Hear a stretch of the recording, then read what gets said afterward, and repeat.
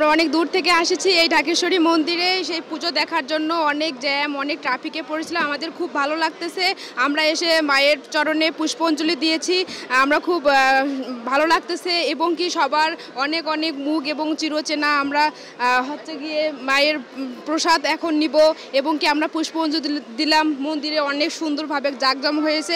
সব মিলে আজকের দিনটি খুবই ভালো যাচ্ছে। কালকে নবমী, কালকেও আমরা আসবো, খুব ভালো লাগছে। ঘোরাঘুরি করছি, ভালো লাগছে। অঞ্জলি দিয়েছি মন্দিরে, আর অনেক মানুষের ঢল, সবাই খুব ভালো লাগছে যে হিন্দু ধর্মাবলম্বী এত মানে সবাই মন্দিরে এসেছে পূজা উদযাপন করতে, অঞ্জলি দিতে, মার মুখ দর্শন করতে। ভালোই কাটছে সকাল থেকে, বেশ একটা উৎসব ভাব চারদিকে মানে সেজে উঠছে মন্দিরের, ভালো লাগছে। আর হ্যাঁ, অবশ্যই আমাদের যে চারিদিকে যে কোভিডের একটা মানে খারাপ চারদিকে মহামারী ছড়িয়েছে, তো এটা যেন মানে মা দুর্গার কাছে এটা প্রার্থনা যাতে এটা হচ্ছে মা তাড়াতাড়ি আমাদের পৃথিবী সুস্থ করে দেয়, সবাই যেন ভালো থাকে, সুস্থ থাকে, এটাই প্রার্থনা। আর সবার মনের আশা পূর্ণ হোক।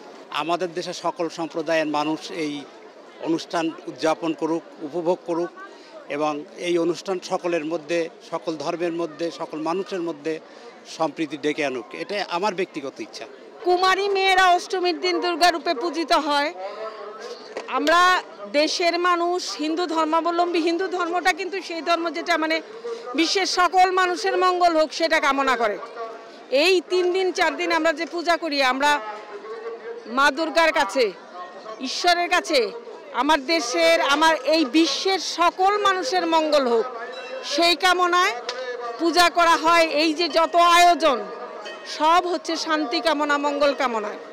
সেটা অষ্টমীতেও, সপ্তমীতেও, নবমীতেও, দশমীতেও, 4 দিনে। 4 দিনে দুর্গাকে 4 রূপে আমরা পূজা করি, ঠিক আছে। এই দিনটাতে দুর্গা দেবী কুমারী রূপে সবচেয়ে বেশি পূজিত হন।